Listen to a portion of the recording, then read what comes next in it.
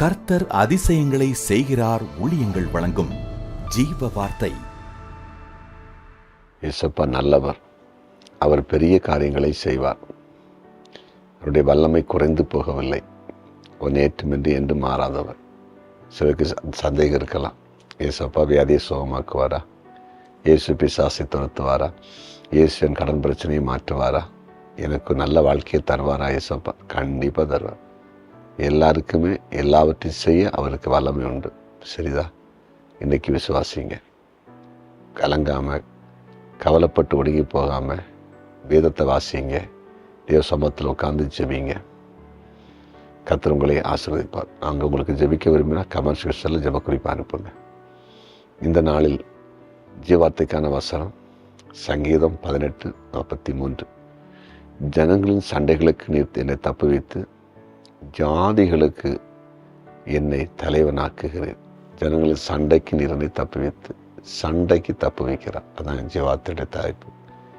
சண்டைக்கு தப்புகிறார். ஜனங்கள் சண்டை போடுறாங்க. நம்மகிட்ட எப்பவும் சண்டை, எப்பவும் பிரச்சனை, எப்பவும் நமக்கு ஒரு பேசிக்கிட்டு இருப்பாங்க.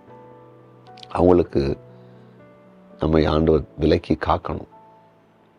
நீதிமொழியில் ஆண்டு சொல்லியிருக்கிறார், சண்டைக்காரியோடு ஒரு வீட்டில் குடியிருப்பதை காட்டிலும், ஒரு பெரிய வீட்டில் குடியிருப்பை காட்டிலும் ஒரு வீட்டில் மூலையில் குடியிருப்பது நல்லது. அப்படின்னா சண்டை போட்டே இருக்கிற ஒரு மனைவி இருக்கிற இடத்துல, சண்டை போட்டே இருக்க ஒரு புருஷன் இருக்கிற இடத்துல குடியிருக்க ரொம்ப கஷ்டம், ரொம்ப கஷ்டம். சில ஆட்கள் எப்பவும் சண்டை போடுவாங்க. நாங்கள் கிராமத்தில் வளர்ந்தவங்க. ஒரு சில இடங்களுக்கு சுமார் ஒரு 30-35 வருஷம் முன்னெல்லாம் பார்த்தீங்கன்னா இந்த கிராமங்கள் அடிக்கடி சண்டை போடுவாங்க. தண்ணி அடிச்சுட்டு ஏதாவது காரியங்களுக்கு திடீர்னு எப்பவுமே சண்டை போட்டே இருப்பாங்க. சண்டைன்னு சாதாரண சண்டை இல்லை. அறிவாலை கொண்டு ஓடுவாங்க, கத்தியை கொண்டு ஓடுவாங்க, எல்லார் வீட்டு ஐயோன்னு கூப்பிடுவாங்க, கெட்ட வார்த்தை பேசுவாங்க. கேட்டுகிட்டே இருக்க முடியாது, அவ்வளோ மோசமாக இருக்கும் பாருங்கள். அதே போல் தான் இன்றைக்கும் சில குடும்பங்களில் எப்பவும் சண்டை, எப்பவும் பிரச்சனை, நெருக்கம். ஆனால் அந்த சண்டைக்கு விலக்கி காப்பார். உங்கள் கூட எப்பவும் சண்டை போட்டுட்டு இருக்கிற ஆட்கள் உங்களுக்கு விரோதமாக ஒன்றும் செய்யாமல், அவங்க உங்களை சேதப்படுத்தாமல் அவங்களுக்கு விலக்க போகிறாரு. சரியா? விசுவாசிங்க. ஜெபிப்போமா? ஜெபிப்போம்.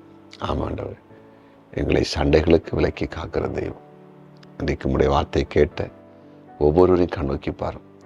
யாருடைய வாழ்க்கையில் எதிரிகள் எப்போதும் இவங்களை காணும் போதெல்லாம் இவங்களுக்கு எதிராக பேசி கொண்டிருக்கிறாங்களோ, சண்டை போட்டு கொண்டிருக்கிறாங்களோ, அந்த நிலையிலேருந்து இவங்களை விளக்குங்க.